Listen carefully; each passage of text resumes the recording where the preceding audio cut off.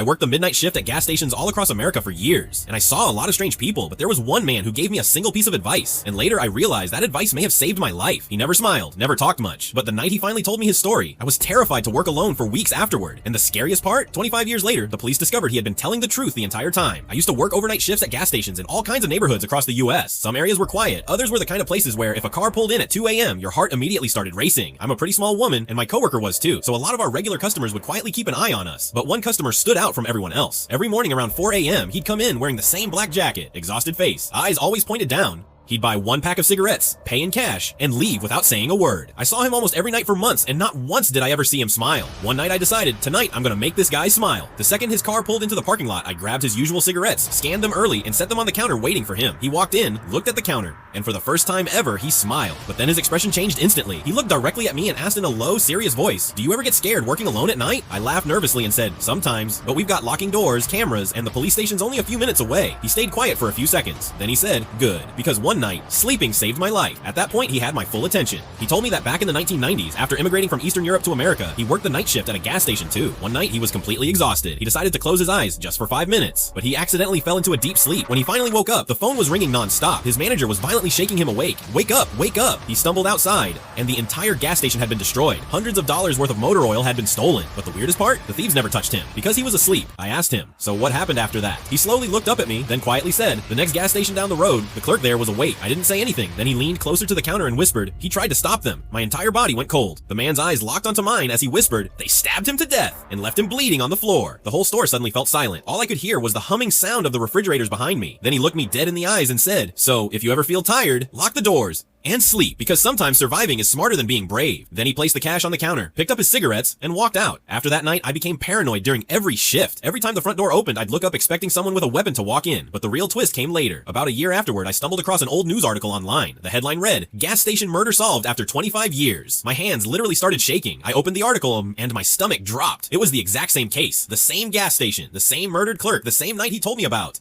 And after 25 years, police had finally caught the killers. That's when I realized he wasn't telling me some creepy story. He was warning me because he had seen firsthand how one tiny decision could take someone's life or save it. Even now, whenever I drive past a gas station late at night, I still hear his final words in my head. Sometimes surviving is smarter than being brave.